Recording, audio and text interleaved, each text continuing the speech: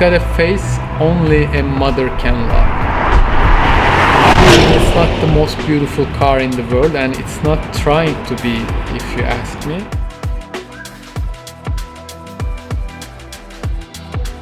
The people who love 911s and who don't like Panamera are actually responsible for the way it looks. While trying to satisfy those 911 lovers and offer them a 4-door 911, things got a bit messed up in the styling department. One of the things that make a 911 design so iconic is the roof line. When you lose that sweeping roof line, the car just doesn't look pretty at all anymore. So you stretch the car, you make like a conventional roof and add a 911 back to it, and it looks weird.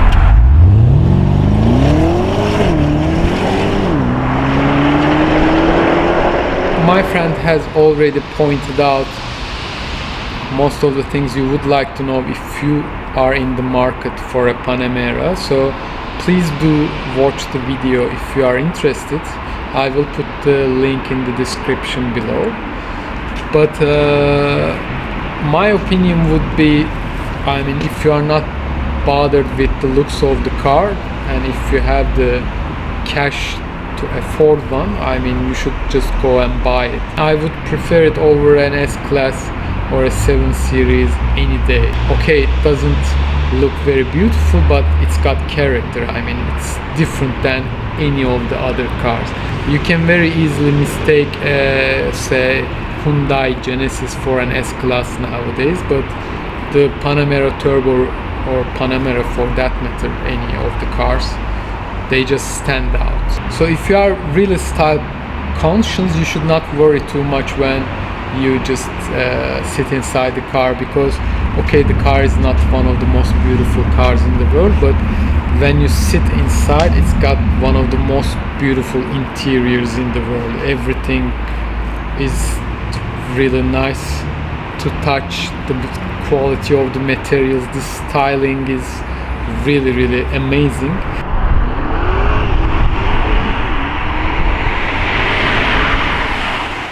One of the things that was remarkable for me that recently I drove my friend's lovely 997 Turbo S, and it's an amazing car, but I think the car's weakest point was the sound.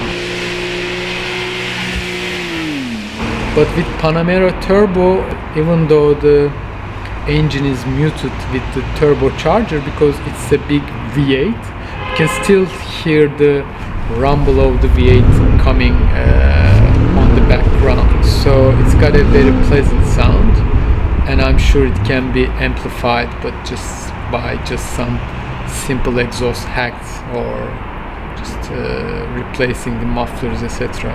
So it's very good in that department. The PDK box is also very fast, although it's the first iteration of the box.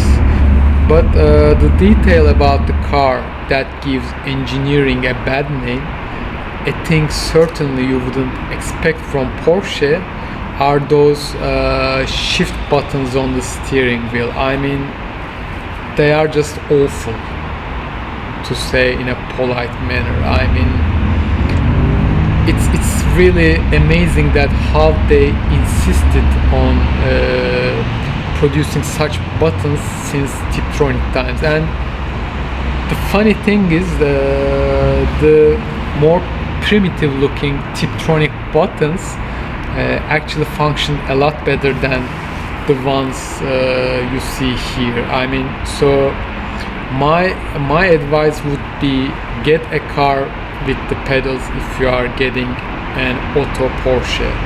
If not, retrofit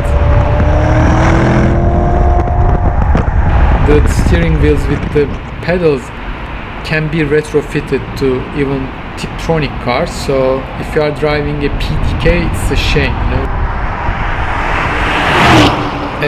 Other than that, the car's power is immense.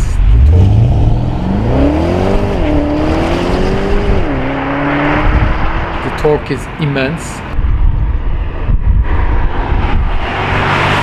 So it's really very good at disguising the car's huge mess. I won't go as far as to say that it feels like you are driving a sports car, but it gives you a really snappy acceleration, which is very much exciting. And the day that I drove the car was really cold. It was like 3-4 degrees, and the car was on summer tires.